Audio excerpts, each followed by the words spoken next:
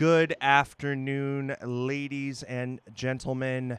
The Sharks win a Saturday or Friday afternoon game, and I'm going to get docked so many points because I'm going to get the afternoon/night issue all, discombobulated in my brain. But the Sharks pull out a convincing 4-1 win against the Los Angeles Kings. And really the story of today's game is the depth throughout the lineup, getting contributions lines 1 through 4. I am your host, Eric Landi, and if you want to be a part of the show, please go ahead and follow us on Twitter at TealTownUSA. You can also use Instagram. You can find us on the chat. You can find us on Facebook, SoundCloud, Reddit, all using the TealTownUSA user. And for all our great Sharks content, go ahead and check us out at tealtownusa.com. I am joined by the one and only Kelsey. How are you doing? The Turkey Day hangover, but certainly not today's game, that's for sure. What did you see and what did you like? Just initially. I was really impressed with Jones this afternoon. I really thought he played really well. I did think that some of the neutral zone was kind of sloppy, especially in the first and in the start of the second. However, I thought they looked good. Yeah, I agree. I think they started, excuse me, they started a little slow, but Patrick Marleau opens up the scoring with his 6th on the season. Sorensen and Thornton with the assists there. It's good to see Jumbo on a little bit of an assist streak, getting some points, because it had been looking like Jumbo was just a little off still, but nice to see him kind of come back with the point streak. Again, that is Marleau, his 6th from Sorensen and Thornton. That was 7 minutes, 26 seconds in. Sharks up 1-0. Then the Sharks continue to go to work with Marc-Edouard Vlasic scoring his 4th goal. Carlson and Meyer with the assists there. That would be Erik Karlsson. Going into the second period, Noah Gregor with his first NHL goal and just showing the Jets on a great play. You have the alley-oop from Brendan Dillon, and Martin Jones gets an assist there along with Brendan Dillon. Logan Couture capping off the Sharks scoring with his 6th on the season with a nice double deflect. Goodrow and Carlson getting points on that. Unfortunately, Kyle Clifford ends the shutout bid for Martin Jones, his 3rd on the season at 18-11 in the third period, but the Sharks prevail in the 4-1 win. And honestly, again, you're just getting contributions throughout the lineup, getting a nice 4th-line goal, getting a 3rd-line goal, getting a 2nd-line goal, and then getting a 1st-line goal. So, I mean, overall, as far as the offensive balance goes, it's exactly what you wanted to see from the Sharks, especially with how sluggish they looked against the Jets. So, Kelsey, can you kind of speak a little bit to how the 4-line game kind of is so important to the Sharks' makeup? Well, I think we really saw the difference with, even though Hertl's not on the score sheet, I think going back to the 12 forwards really helped them out because they could actually roll lines instead of having to double shift players forwards. It's really important, and it's always nice to get extra goals from your 3rd and 4th lines to kind of see scoring all around. I think they're actually that 3rd and 4th line are finally hitting their stride, and I think they're looking good. And I'm excited to see what they're going to do the rest of the season. Yeah, seeing Antti Suomela really step up into that 4th-line center role, I think gives Peter DeBoer finally an option to roll 4 lines. And, with Gregor really kind of coming on, taking the most out of today's opportunity to get in I mean, this could be the start of kind of solidifying that fourth line, which has been an issue the entire season. Um, this is the first game that I've liked Gregor. I thought he played really well. Um, he really put the on a goal that he had. And I just really felt that this was the first time that I actually saw what everybody was talking about and that he was actually a decent player. So I think that solidifying that third and fourth line is going to be really important, especially heading into December. Yeah, heading in December, I mean, you get the Sharks going out on quite a few different road trips.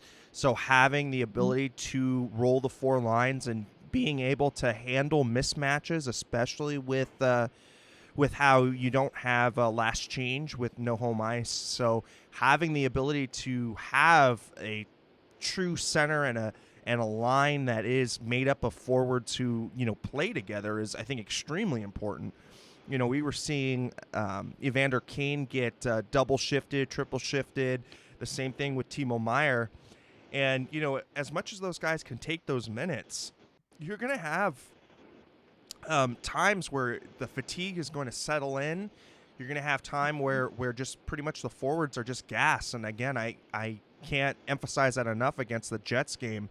To me, that was a rested Jets team going into San Jose and just taking advantage of a team that had been rolling the 7D men. So, I don't like the 7D men configuration as like a long-term fix. So really having the depth forwards is super important for any kind of designs this team has on going forward. I agree. JF Turner makes a good point about Peter DeBoer being stubborn with the slow grit guys and not giving them enough playing time. I have to agree with you on that. I do think that that DeBoer needs to step up and let those players give some confidence to those players. The more they play, the more confident they're. Yeah, I can't agree more with you. I think having a game tonight against an opponent like the Kings, who, let's face it, are kind of in rebuilding mode and having some issues, especially with the talent, and distribution of talent. It's good to see him finally give some more ice time to the fourth liners, giving them a little bit more opportunity to show what they have. I mean, tonight, Noah Gregor with 10 minutes, 15 seconds, Melker Karlsson with 12 minutes. You've got Antti Suomela with 9 minutes, although he would have picked up some more shifts had he not gotten basically hip checked in the head. And so, it's good to see that nice even distribution. I do not like Evander Kane logging 21 minutes. I still think that that's a little high for him. Logan with 18:32. Joe Thornton with 17 minutes, 30 seconds. So to me, those are still a little bit high. But again, I think, seeing Tomas Hertl only have 13 minutes, he's kind of being eased in. So you can understand it, but I don't really necessarily agree with that. But we go over to the defensive ice time, and my goodness, I mean, Burns with 21 minutes, Erik Karlsson with 20 minutes, 30 seconds, Šimek with 18 minutes, Mark-Edward Vlasic with 19 minutes, Ferraro 18 minutes, Brendan Dillon 17 minutes. And I mean, that's so important for the ice time distributions on the back end to have Burns and Karlsson be fresh. And I think we saw it in their pinches and just how creative they were. I agree. I think that 20 to 21 minutes, maybe stretching it to 22 is a good amount for that top line. 1 and 2 that's really important to make sure that, they're fresh. I mean, we play 82 games a season. That's a lot of minutes if you are playing 30, 40 minutes a game. So it's nice to see them actually distribute the time evenly. Yeah, I totally agree with that. And then Martin Jones, doing his part too, having a 32 save day game out of 33 attempts, so that's good enough for a 971. But also making some pretty high danger saves too. Some of those double deflects, and then they've got the Kings have started the rebuild, so they do have some guys with some wheels, and especially on that breakaway in the third period, I mean, he comes up with a big save and really, posting a good game when Dell didn't have his best night out against the Jets, and kind of continuing that cycle. So maybe the next time Dell gets out on there, he's kind of feel pressured because Martin Jones is doing well. So it's good to see Jonesy on the upswing here, and that's what it's going to take for the Sharks to continue this torrid pace here in November. And I'm wondering if with Dell taking some more of these games, if it's putting more pressure on Jones to perform. I wrote down that Jones had that great pushover in the third period at that like 450-ish mark. That would have been a huge goal for the Kings where they could have possibly come back in that game. Jones is the reason why they won that game, hands down. Right, exactly. So, having those two push each other is just so important. And, if you can get Dell right and you can get him to be the 925 save percentage goaltender we've seen him be at before, that's a good thing. And I think, it can't be understated how much of a friendship those two have between Jones and Dell, and having that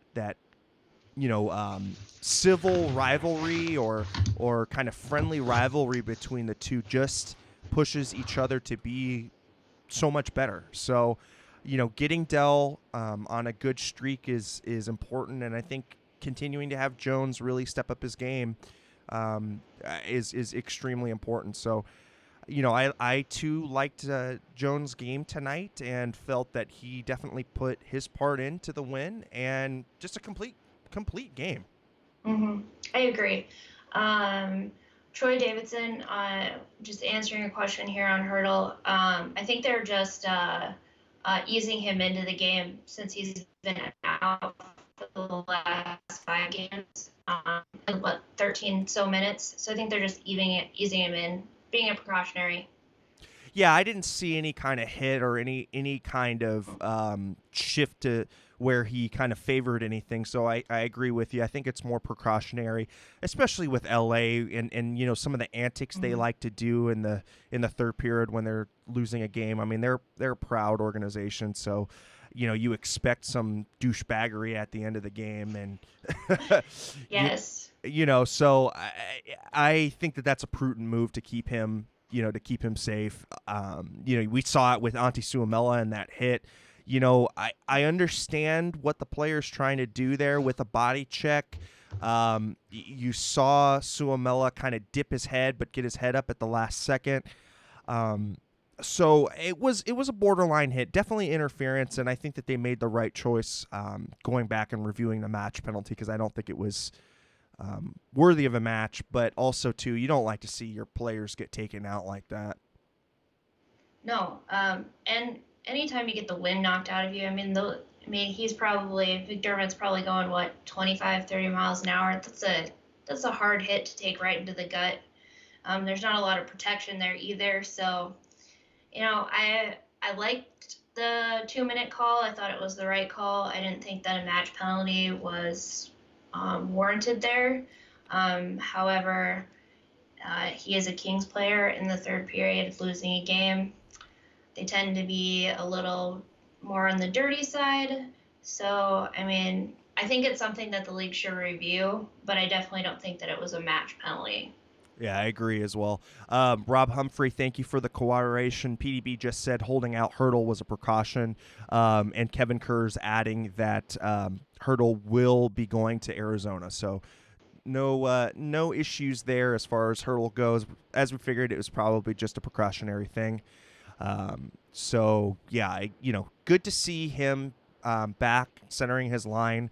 And something interesting that I saw, I kind of woke up a little late and only caught through the second period and third. But it's interesting to see Barclay Goodrow up on that first line. They had they kept him with Logan and with Evander, and then they put LeBanc on the third line with Thornton, and I think it was a pretty seamless integration. I liked LeBanc with Thornton; those two have Mm-hmm. chemistry, and I liked Goudreau kind of doing the dirty work for Evander and for Logan. So, I mean, what do you think of just the kind of the forward selection and just where they were deployed today? I really like having Pedro on top line. I think he's taking more of those hits that Evander likes to take that tend to lead to penalties.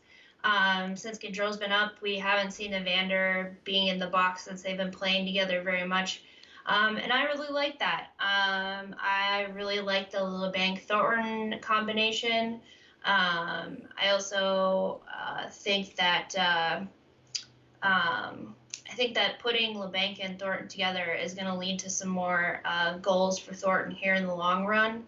He's kind of hit a dry spell, but he is like 4 saves short of becoming, or 4 assists short of becoming 5th all-time assist. And that's just amazing to see a player being 40 and still playing like he is. Yeah, and I mean, right now, just looking at Barclay Goodrow's stats, he's played 26 games and he's got 11 points. Let's see. I don't know if that's updated or not to today's game. No, it's not. So he's got 12 points on the season right now. And what's interesting, though, is that he's 5 points away from his career high. So I definitely think that he's going to be breaking that. And I think I've said before, I could see him as a 40, 50-point player this season. So, certainly going at a good pace, liking his game, and he just needs to continue doing the same. So far as Joe Thornton goes, I saw some good signs from him against Winnipeg. I felt like, especially on the assist on the one goal, definitely showing the mitts. I've noticed that he's been easy to push off in the corners lately. He's losing the puck quite a bit in the low corners.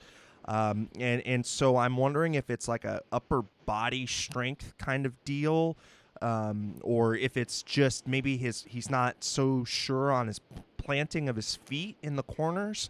But I think to me that is where his biggest decline I've seen in this season is that board play in the down low in the corners. So it's good to see Jumbo on a roll, give him some confidence, and maybe that'll hopefully help him with holding on to the puck a little bit more, and just making a little bit more, being a little bit more protective in the corners of the puck. I 100% agree with that. I'm hoping that Thornton stops playing out in those corners. That's why you got LeBanc and them. Go back and hang out behind the net. You don't need to be in the corners where you're struggling, and that's where all your giveaways are in the corner. But let the younger forwards play in those corners and just kind of stick to what you know.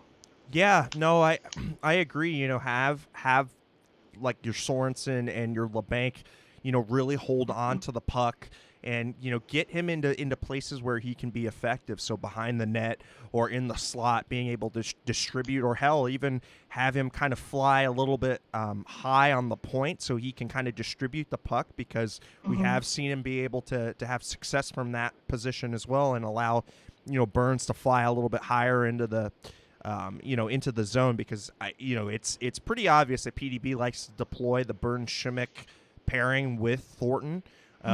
So you can play to Burns' strength, which is to be a very strong, strong kind of disruptive presence in front of the net, even as a defenseman. Well, and that goes to being, Burns is forward for most of his life, and so most of his playing time. So I think that has a lot to do with that and his puck movement and how he looks at the game. He doesn't look at it necessarily as a defenseman. He looks at it more as a forward, which is why you see him up in the play a lot and running plays like that, because he was a forward forever. Yeah. Yeah, and and that kind of just goes to the larger discussion of how well the defensive core is playing. I think having the seventh defender really made DeBoer, I think, maybe a little bit more aware of the way that the ice time distributions were going. Hmm.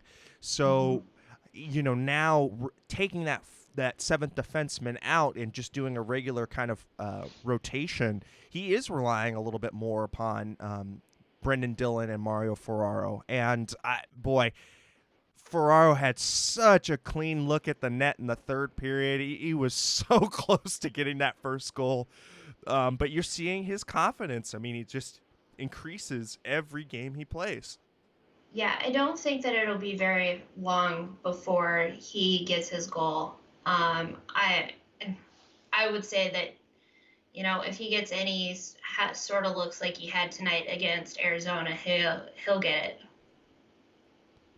Yeah, no, I agree. Although you almost wonder if that Arizona game is going to be like a 2-1, 1-0 kind of Hmm. game, because I you can just see the writing on the wall for that one. But JF Turner, he wants to talk about the reffing tax, and we have definitely talked about this before insofar as just the Sharks getting maybe not the benefit of the breaks and maybe not a benefit of some calls there.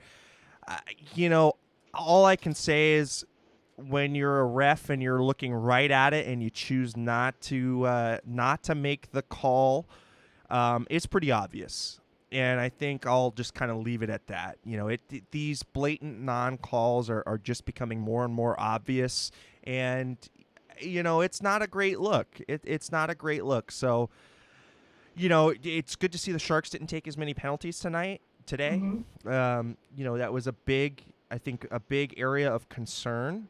But I think going forward, maybe an even bigger area of concern is just the ineptitude of the power play. I think that's today, 'cause, God, I've done that like 3 or 4 times already.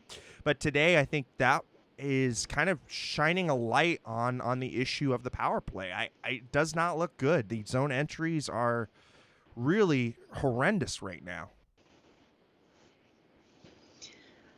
I agree. I wrote down that the power play was really messy. Not a lot of zone time, especially with that power play in the third. The Kings had more chances in that power play that they had it, that the Sharks had in the third than and I just thought it was just messy, messy, messy, messy, messy. And I don't know what the solution is to fixing that. A lot of, getting stood up at the blue line, but that's something that you need to figure out. Like, that's how, teams stop you from having clean entries. You gotta, and dump and chase isn't working for them either. So I don't know what the answer is right now. Yeah, I agree. The dump and chase seems to be. It seems that the dump and chase relies upon the forward speed getting into the offensive zone, and they're allowing the defensive team to get to the puck first and Mm-hmm. kind of abandoning that hard forecheck. And if you're going to be doing a dump and chase, you have to have a strong forecheck to regain possession. So, those two things go hand in hand, and I think we see them take the foot off the gas, the forecheck, when they go on the power play. And, again, there just doesn't seem to be a clear idea of how they want to deploy themselves. When they do get an opportunity, they're doing well on the umbrella.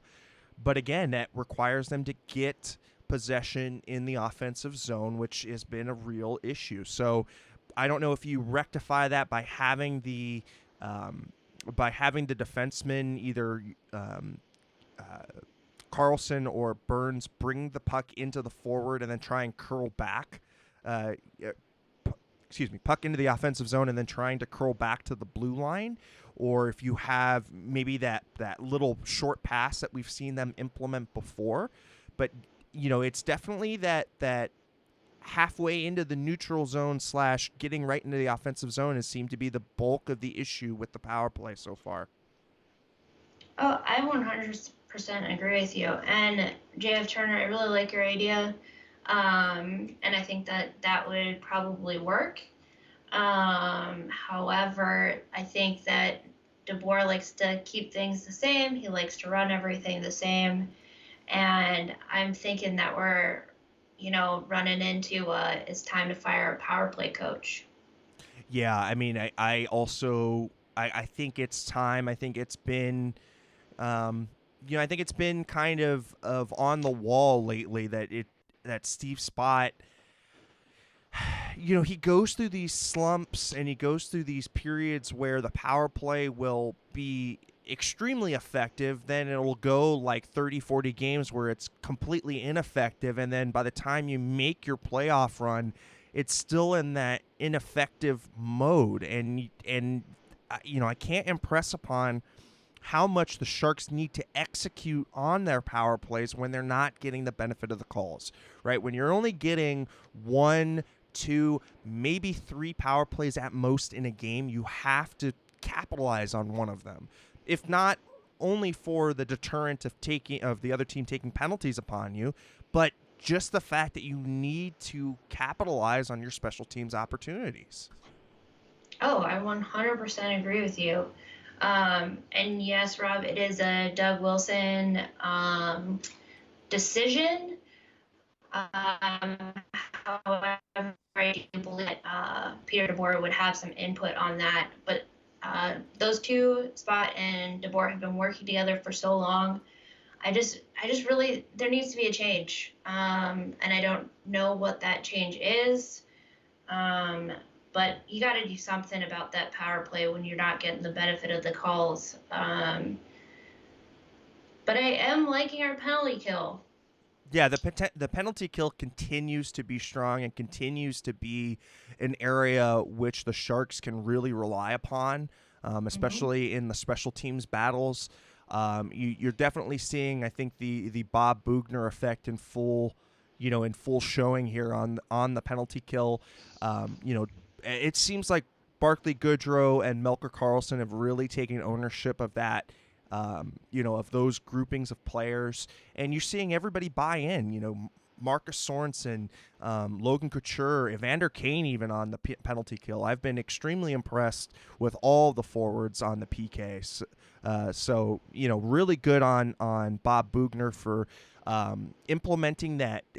I think Kendall Coyne mentioned it as the piston-like movement, where you have one forward going up, and then you have that defenseman take his spot if when they're exchanging positioning on the ice, and it's just like a piston moving up and down, where they have interchangeable pieces coming up, coming down, which helps with the defensive scheming. I think it helps with the defensive coverage, and you're not left with a guy completely open in the middle of the slot. So they've been doing an extremely good job of picking up forwards when the defensemen go up, or if the defenseman comes back down, having the forward take that spot out on the point to really block or to try and create some kind of havoc. And then we're seeing the block shots lead to really good transitional PK attacking. Well, and that's why Patrick Marleau got that goal. That goal was definitely penalty kill, power play influenced. But that goal was, because they had the first look at having any zone time on the power play. That's the reason why that goal happened. They got those tired Kings players out there and they left him wide open. Exactly. And so when you can use your penalty kill to influence the game, I think it especially helps mitigate some of the issues they have on the power play. But again, I think the power play, there needs to be either a change up in personnel in the way that they're deployed, or just a change in scheme. But yeah, I think we can start to see now that it really is a problem. It really needs to be addressed. I agree. Sooner rather than later. Yeah, Rob Iman bringing up a really good point. When the Sharks play LA on the 27th of December, he wouldn't be surprised if Dalton Prout starts. I tend to agree.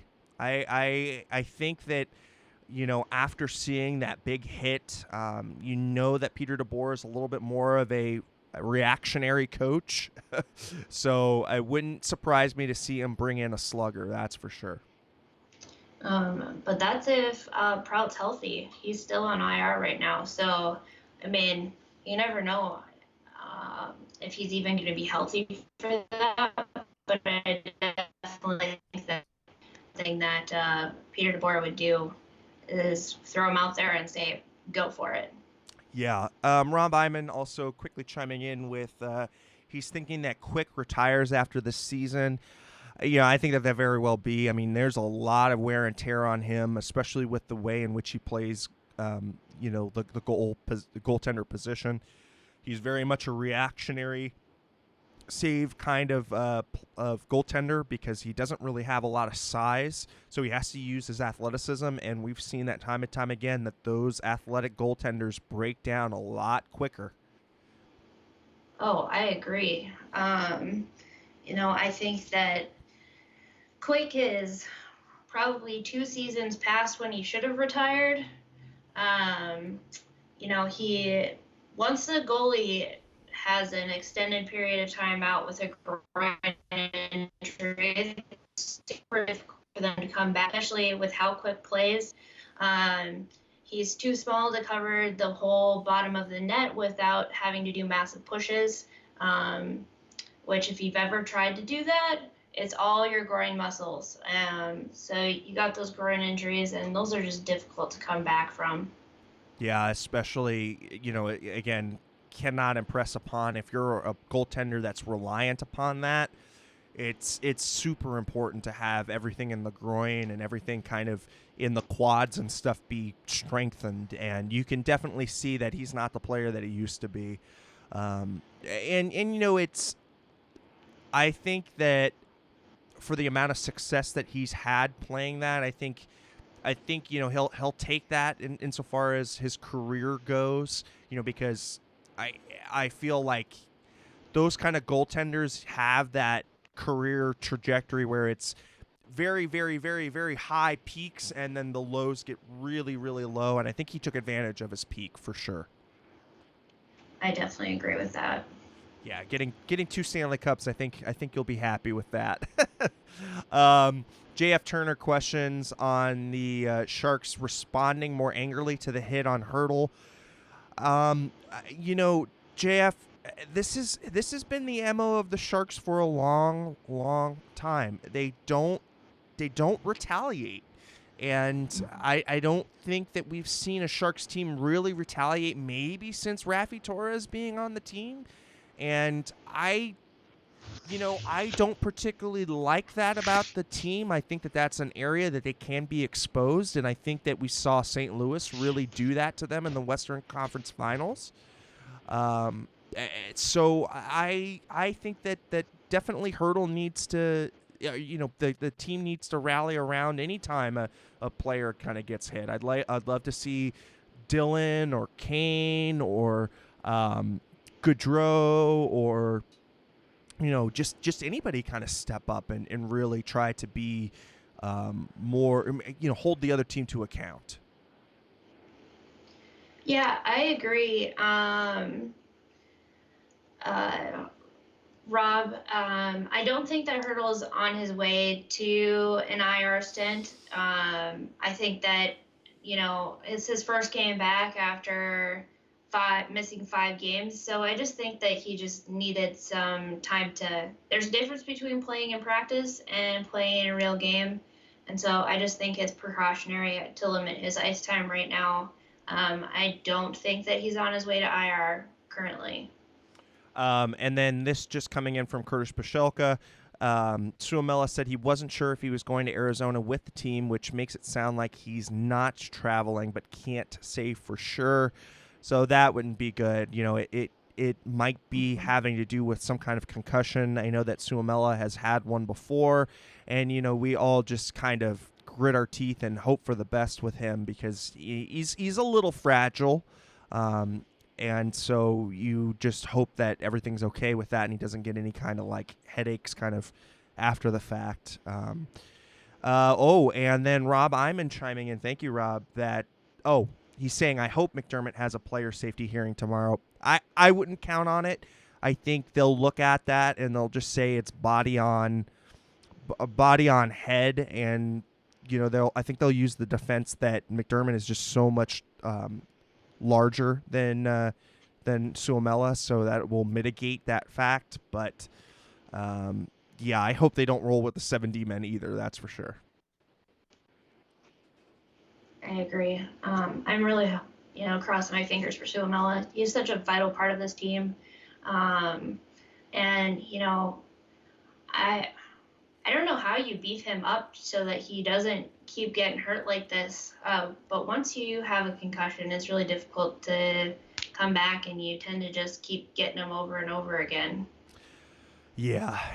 Well, I think it's time to head over to to our favorite segment of the afternoon, and here we roll. Have the goddamn common courtesy to give him a reach around. Well, and it's quite an afternoon worth of games today. Third period, the Yotes and the Knights are still deadlocked at 0-0. Knights on the power play. There's 13:39 left in the second period. Penguins and the Blue Jackets, that game just got underway. It's 16:46 in the first period, 0-0. On tap tonight, the Predators and the Hurricanes, 7:30 Eastern, that's 4:30 Pacific. If you want to take a look at the Stars and the Blues, a nice little showdown in the Central Conference, it is 5:30 start Pacific. The Bruins take the Rangers down 3-2 in overtime. Bruins are just surging right now. They're 18-3-5, and boy, that's a team that looks like it's headed to another long run. Jets beat the Duckies 3-0, and then the Sharks beat the Kings 4-1. Avalanche beat the Blackhawks 5-2. The Wild whoop up on the Senators 7-2. Maple Leafs are beaten by the Sabres 6-4, so the Sheldon Keefe magic is finally wearing off just a little. Flyers beat up on the Red Wings 6-1, and that is your final wrap-ups on the games this afternoon. So I think it's time that we kind of go into a little bit more of the NHL news. I think everybody has kind of had a take on this. I know that we at Teal Town, we have all had our kind of individual takes on the situation. But, Kelsey, it's really sad and upsetting when we have to talk about especially instances of racial slurring, incidences of discriminatory behavior. And, Bill Peters placed his resignation this morning and was accepted by the Calgary Flames. I think that is wasn't an inevitable move. I think he saw the writing on the wall there. But did you happen to get a chance to look at the apology and look at just kind of the whole situation in total, and do you have any kind of take on it? Yeah, I've been following this pretty closely, mainly because any sort of this makes me very upset. I don't think that there's any. I know that the world was a different place 10 years ago. These kinds of things were more accepted then. However, I do know that there's a place for it. Anywhere on the professional level, and especially as a coach, you're there to support your team. You're there to, lift them up and help them get better. That is your job. You are a coach. Your job is not to tear your players down. And I think that, That's the difference between a good coach and a bad coach. And I'm really hoping that I wish that the Flames would have done away with him on their own and not allowed him to resign. I definitely believe that he was getting pushed out as he should have. However, the second that this came out, I think that he should have been put on leave and should have been given notice. I don't think that it's appropriate at all. Yeah, Um, I totally agree with step you. off my box. No, I I'm think gonna step off the box. I think seeing the whole you can play movement, and especially with the NHL trying to do their best with the you can play movement, trying to do their best with, you know, handing more assistance to the women's game, and just growing the game in general. There's no place for this kind of derogatory language. There's no place for a person who is in a level of power making decisions in and around lineups, using any kind of prejudice against any kind of player, whether it be for orientation or whether it be for racial, bigotry, whether it be for any kind of misconduct. The allegations of him not only using derogatory language, but of also incurring abuse upon other players is just horrible. And there's no need for a coach to have any kind of physical interaction with a teammate. I mean, physical as in there's no place for that. And so, I do think that this is going to shine a very big spotlight in the NHL, especially because of just how much retread we see in the coaching ranks, how much of a kind of a good old boys network it is. I think we're going to start to see that there are going to be some other coaches be put on the spotlight. And I mean, we look at Mike Babcock, not necessarily for defamation of a player or any kind of abuse allegations or things like that, but just using the type of mental tactics that he uses with his players. And you could say that that's an emotional abuse to a player. And, whether or not you are on the side of, oh, well, this is snowflakes being snowflakes, or this is, a newer generation being softer, I think, honestly, this is just being good human beings, right? So,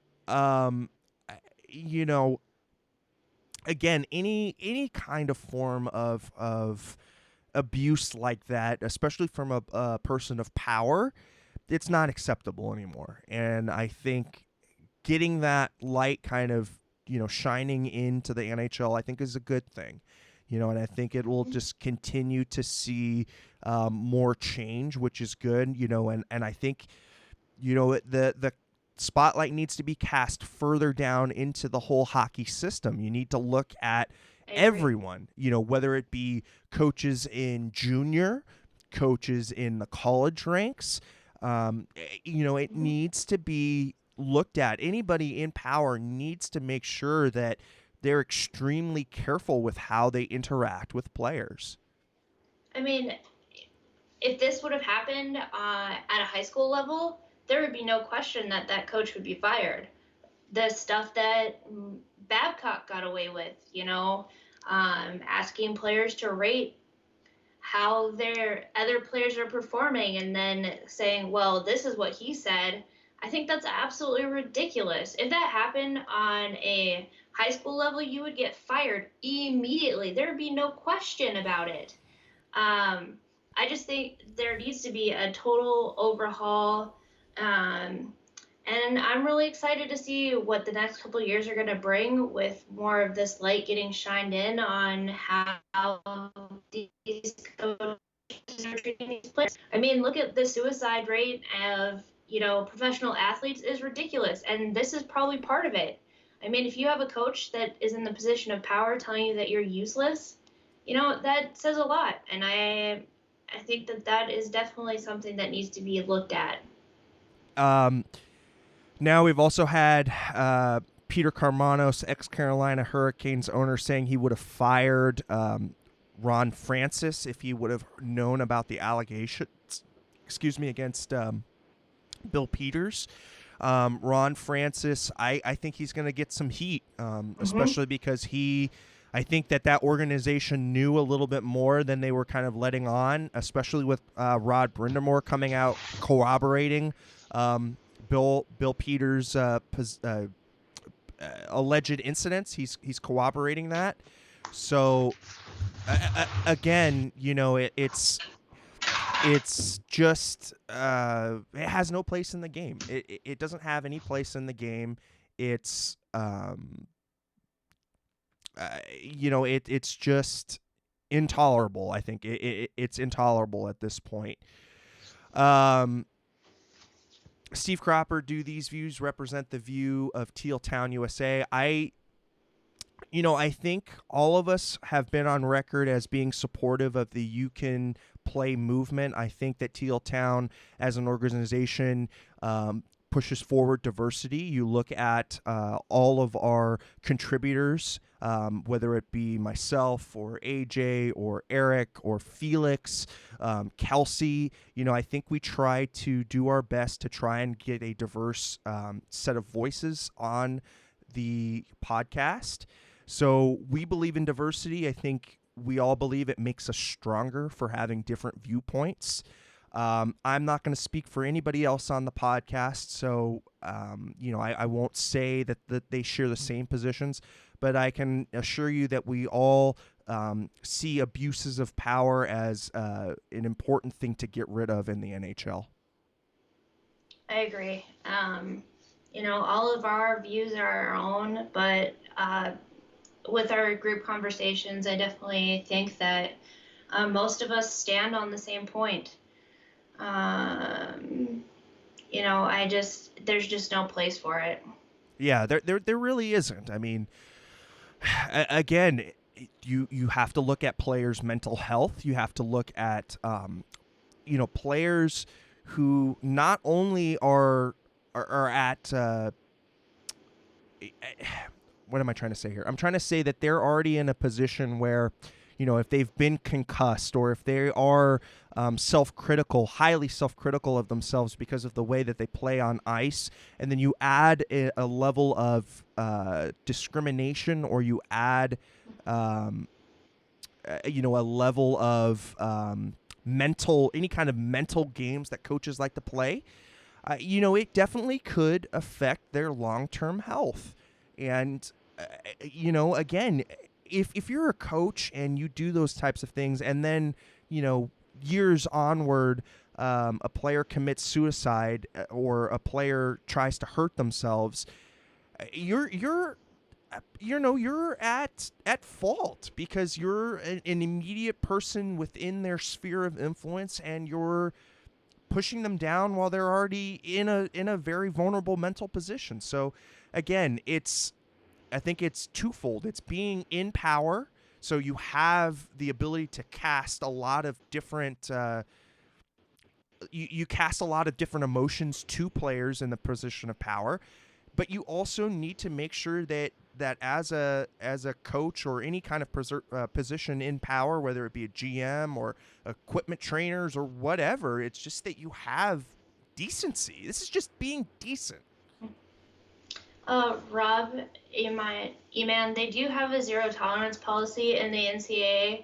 However, it is really difficult for them to, for current players, to say anything about coaches, because it will affect their playing time, or they think that it will. So coaches in the NCAA probably aren't going to be, what am I trying to say? Actually have anything taken against them because of that.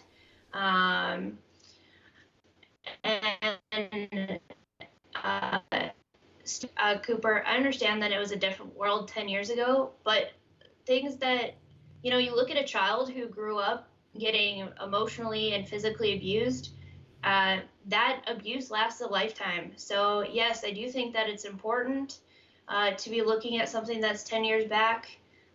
because it is affecting those players still today. Look at Theo Fleury, right? I mean, Theo Fleury with his whole saga on his junior career and just being abused in different ways has caused him a lifetime of pain. And I think when those allegations came out, I think it was, 5 or 6 years ago now, maybe even longer, it should have cast this wide light in the NHL. So, the fact that we have to go through another round of damning allegations to finally get some more transparency in the NHL, I think is a little... the NHL makes some boneheaded moves, that's for sure, and they're they can be very Neanderthal-like at times. So I hope that this pushes this conversation in the right way, and I hope that we start to really look at people in power and make them accountable. I think that accountability should be the name of the game now, and I don't think that people should be getting away with abuses of any kind. And I think with all of these allegations and stuff and coaches getting fired, I think you're going to stop seeing this like one coach gets fired and another team hires him. I think you're going to start seeing some new faces as head coaches, which is something that I'm super excited about because I think that they bring, new talent, new ideas to the game. And that's how the game and how it grows, and I think that that's really important. So I'm really excited to see some new coaches and things like that coming up. Yeah, we talk about Sheldon Keefe, right? I mean, he had the winning streak snap tonight over in Toronto, so I can say tonight. But Sheldon is known as a communicator, known as a player's coach, but also very forward thinking on the analytical side of things. And, Right. Having more coaches of that ilk who can relate to young players and who can communicate with good rapport is I think going to be going forward the way that coaches are going to have to get through to young players. Right, I 100% agree. Especially growing up in I'm not gonna lie, and so there's we grew up not being treated like that, and so I think that there's you know mental health is a huge deal when it comes to the millennial generation.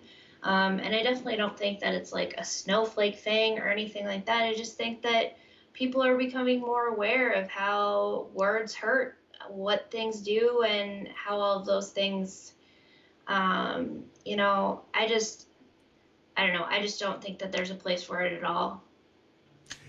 Yeah. Steve Cropper with, I can agree now, Felix, but 10 years ago, saying something and it being kind of seen through the prism of present tense. I think there's a little bit of a difference when it is a use of language that has been derogatory for over a century, right? And I don't think you get a pass on that. And I think that there are just some things that we'll look on 100 years from now and say, he probably shouldn't have said that in that time period, or he probably shouldn't have said that looking at it now. In that time period, it might have been a little bit more accepted. But if you say something that has been completely derogatory for over 100 years, and then you look forward another 100 years, and you have basically 200 years of it being known as a derogatory kind of language, there is no defense for that.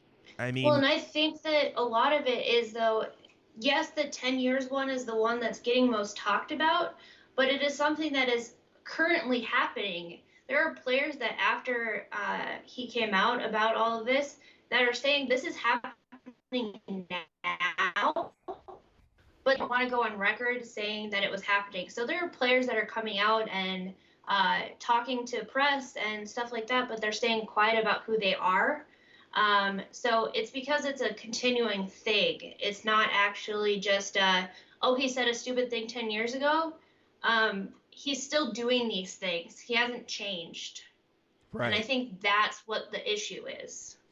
Right. And again, Steve Cropper with kind of using kind of a popular TV show and a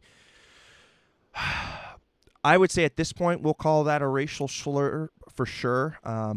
In that time period, I think it was a little bit more accepted, but I don't think we go back looking at it and saying like, okay, the people of MASH, the TV show, are all bad because they let this happen. That's kind of that borderline situation where it's like, okay, yeah, you kind of cringe when it was said then, and now you definitely know that it's not a good thing to say. You have a little bit more leeway on that, but when you use that word that was uttered, is just so damaging, and as a person who comes from mixed heritage, so dad's Italian American and mom's Mexican American, when you hear the same kinds of language used, you understand somewhat. You can't be in somebody's shoes 100%, but if you've lived under a lot of derogatory terms in the past and you continually see it be something in the present, I think you start to have an understanding of why it is so damaging, because it's just piling on. So again, it doesn't have any place for me. I don't think it has any place in this world anymore. We're all just human, and really, a science teacher put it this way to me: it's the melanin in our skin, right? It's just the difference in the melanin in our skin, whether we live on the equator and we're a little bit darker because that's a natural adaptation, but that's all it is. I mean, the DNA is 99% the same. It's only a few chromosomes, a few genetic pieces of information that's changed between us. So having said that, we need to have more respect for each other. It's just a respect thing.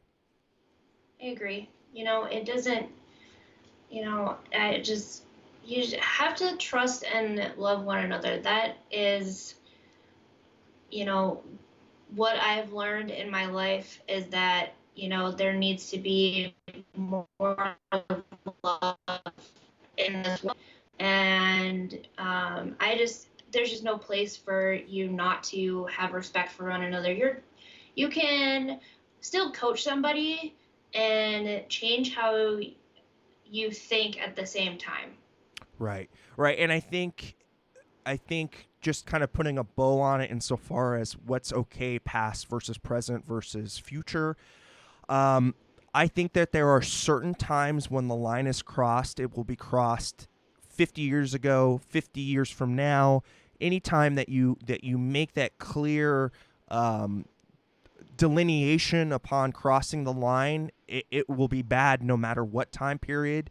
If you're saying something in a time textual basis, meaning that if you say something 10 years ago and it was okay 10 years ago, that's a little bit more of a fuzzy gray area, and I think that that's a little bit more where we have to help educate that individual who was using that language to say, like, look, back in that time it might have been okay, but today it's not. I don't think somebody should be vilified for that, but again, that if you cross and by leaps and bounds cross that line of respect, that shouldn't be okay for anyone.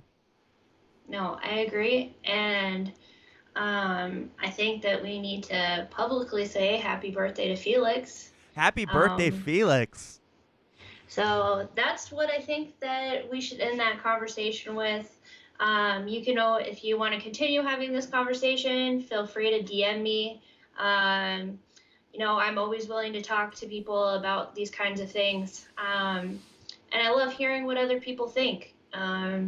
So feel free to DM me on Twitter at Seymour Hockey. Yeah, for any mental issues. Let me know what you think. Yeah, for any kind of mental emotional and mental issues. I think all of us have been touched by it at some point. So we'd love to reach out, and if you need help immediately, do not be afraid to seek it. There are hotlines to call. There are, any one of us on Twitter, if you need somebody immediately, you can always reach out to us. We all have very different backgrounds in this kind of thing. I've dealt with it on a familial level. Kelsey has dealt with it on a familial and personal level. It just, do not be afraid to seek help. Rob, that's a good idea. Maybe we should look into having a Discord page. We'll talk about it and see what happens there.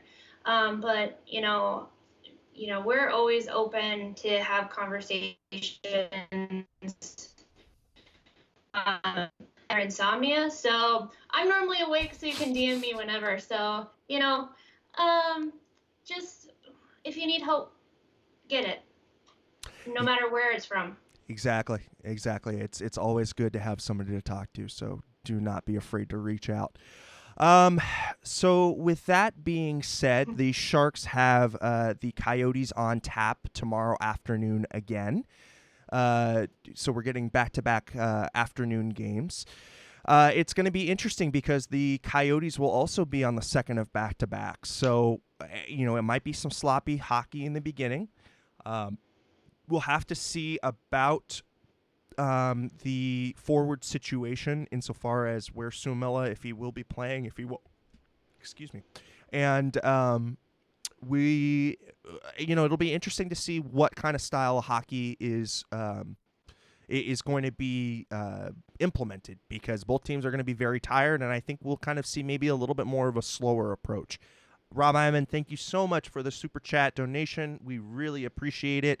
Again, the line is to mental health, so hear to that. Yeah, I think it's going to be interesting because when the Coyotes play on the second end of a back-to-back, they tend to be more tired in the beginning and hit it off at the end. However, the Sharks are the other way. They tend to hit it really good in the beginning and then kind of fall off. So I'm really interested to see how that's going to work. I'm also really interested to see on who's going to be in net. Are you going to put Jones on a back-to-back after he had arguably the best game that he's had all season? Or are you going to rest him and play Dell and have Dell get some confidence back from his poor outing against us? So that's something that, we need to consider. What do you think about that? Yeah, I think the goaltending situation, I think it would be good to see Dell get another shot.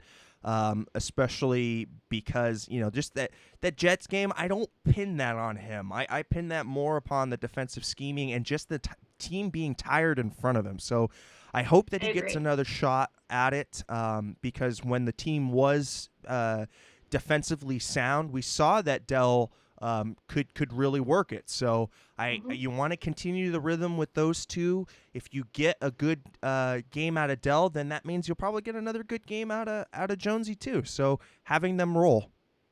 I agree, 100%. I'm really hoping that we can get Dell some more games because I think we need to up his trade value for when we hit the deadline. So yeah, and I think the only way to do that is to get him some games. And yes, Rob, Dell was hung to dry during the Jets game. I actually turned the game off at probably the middle of the second period because I just couldn't. They just didn't have it. Watch it. They didn't have it. Yeah, they had nothing. And again, if you followed me on Twitter, I placed that one squarely on Peter DeBoer. He was messing with fire with that seventh D-man lineup. I think that's pretty well known in the NHL. Like you might be able to get away with it for one or two games, but boy, you consistently rely upon that style of play, it's gonna bite you in the butt. And we even saw Ferraro take shifts as a forward. That was just crazy. And you can't do that against the Jets. They systematically are most of the time, especially this season, better than the Sharks. So you have to play your best game against them. And that was probably the worst game they've had all season. Yeah, it was pretty bad. So that being our final thoughts, Kelsey, where can the people find you, and what are you doing these days?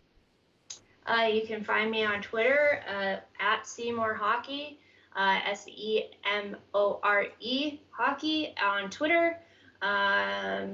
You can find me on Instagram at Kelsey or at K Segbold. And I'm just kind of hanging out. Nice. Okay, and we haven't said it already. I know that we kind of broadcasted it on the Teal Town Twitter page. I hope everybody had a great Thanksgiving and got in some good shopping tonight. If that's your dealio, or if you're gonna hit the sales on Monday, good luck, and happy holidays, everybody. And as far as where you can find me, you can use my first name. That's ERIK Landi. And follow me on all the social media garbage. So thank you for watching, and if you haven't already, please go ahead and subscribe at Teal Town USA. Of course, follow us upon all of the social media pages at Facebook, Teal Town USA, at Instagram. Check that out. We've got AJ and Rocket doing some really cool stuff with the Instagram, and then, of course, always on the Twitter page. So thank you, and have a great evening. And from all of us here at Teal Town USA, keep it real, keep it teal, keep it real, Teal. Thanks, everybody. We'll see you tomorrow.